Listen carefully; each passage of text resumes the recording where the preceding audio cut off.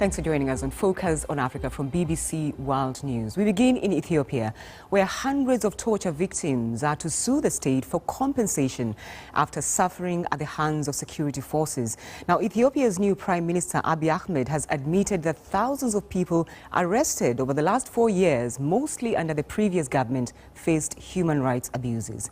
Well, the BBC's Emmanuel Igunza reports from Addis Ababa. Jonas Gasho might be a free man, but every physical move he makes is a painful one. He's recently been released from prison after serving 2 years, accused of having links to terrorism. But he says the torture he faced at the hands of prison officers have left him needing urgent medical attention to treat damaged nerves and an injured back. I can't even use washroom on my own.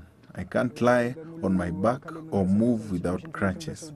Many of my friends in prison died before experiencing the change we see now in the country.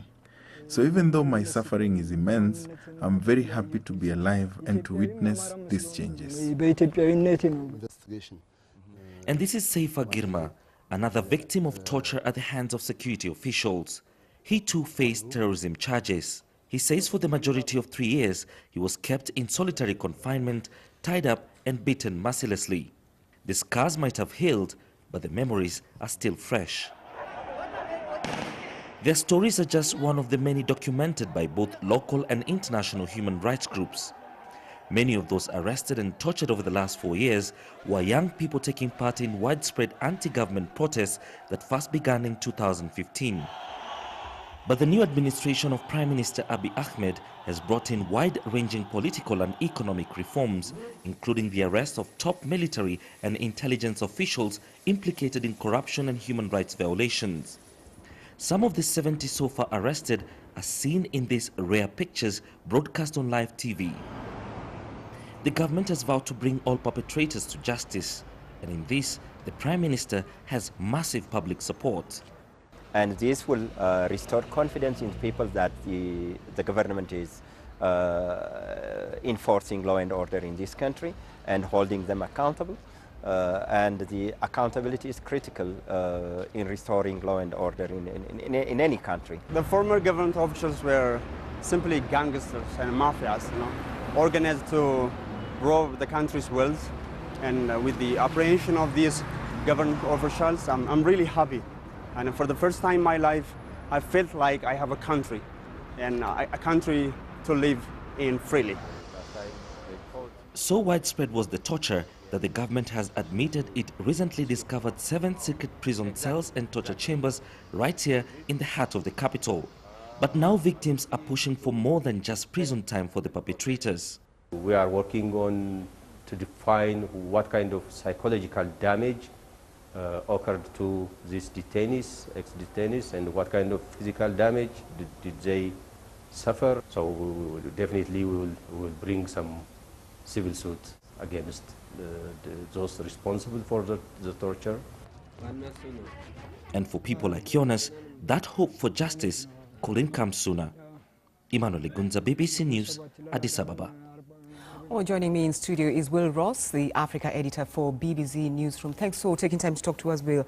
I mean, there's been a lot going on in Ethiopia. This new prime minister has done so many things quite quickly. It's a new regime.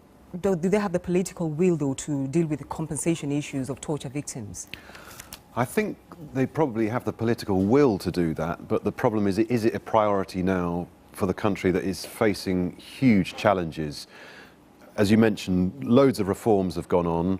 Some of them have been easier than others. Reaching out to former enemy Eritrea, that's happened. Inviting back rebel groups, unbanning these political parties that had been crushed during the former government. But now we've seen dreadful ethnic violence going on, and there are these big problems that need to be sorted out, that need healing. And the question is, would now going down that road of looking at all the problems that happened under the former government and looking at the idea of compensation, would that help in that healing process, or at the moment, would it make it worse? Which brings me to the question of this issue that's being talked about, the Truth and Reconciliation Commission. Can that work? It could work, and people are saying that it's what's needed, because Ethiopia has been through dreadful cycles of violence before, the Red Terror years, and there's even a museum there in Addis Ababa, and you'll see, you know, this must never happen before was the phrase of the day then.